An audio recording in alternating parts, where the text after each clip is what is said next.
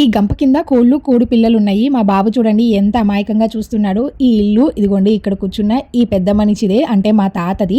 ఇక్కడ గంప కింద కోడి పిల్లలు ఉన్నాయి. వాటి మేతకని గింజలు వేస్తే మా బాబు నేను వేస్తా అని అడిగి మరీ వేయించుకునేదాకా వాడు ఊరుకోలేదనమాట.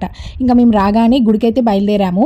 గుడి నుంచి రాగానే ఇదిగోండి ఈ కార్తో అయితే ఆడుతున్నాడు అనమాట. గుడి దగ్గర కొన్నదే. ఇదిగోండి ఇక్కడ కనకంబరం కలర్ చీర కట్టుకొని నడుస్తూ వస్తుంది కదా, ఆవిడే మా నాయనమ్మ. ఈ ఇంట్లో మా నానమ్మ తాతయ్య ఊర్లోనే ఉంటారు. మా ఊర్లో ఆంజనేయ స్వామి తిరునాళ్ళ జరుగుతుంటే మేము కూడా వెళ్ళాము. పోయిన వారము ఊర్లో నుంచి ప్రభను తీసుకెళ్తుంటే ఆ సందడే వేరనమాట. సంవత్సరం మొత్తం వీళ్ళు వ్యవసాయం చేసి కష్టపడి ఈ ఒక్క రోజు మాత్రం చాలా ఆనందంగా గడుపుతారు. కారులో తింటాడు కదా అని మా బాబుకి పులిహార పెట్టుకొని వచ్చింది. మేమందరం కలిసి మళ్ళీ గుడికి వెళ్తున్నాం అనమాట. అసలు కన్నా కోసరే ఎక్కువ. ఇంటికి వచ్చి నాయనమ్మని తాతని కారులో ఎక్కించుకోవడం కోసమే మళ్ళీ ఇంటికి వచ్చి వెళ్తున్నాం. గుడికి వెళ్ళి వచ్చి సాయంత్రం మళ్ళీ ఇంకొకసారి వెళ్తాము. అసలైన జాతర ఇక్కడే ఉంటుంది. నైట్ ఇట్లాగా ప్రభల దగ్గర డాన్స్లు అబ్బా ఎంత బాగుంటుందో. మా ఊర్లో ఏకంగా ఈసారి 7 ప్రభలు కట్టారు. ఎక్కువ వీడియో తీయలేకపోయాను కాబట్టి షేర్ చేయలేదు. ఈసారి వెళ్ళినప్పుడు డెఫినెట్ గా షేర్ చేస్తాను.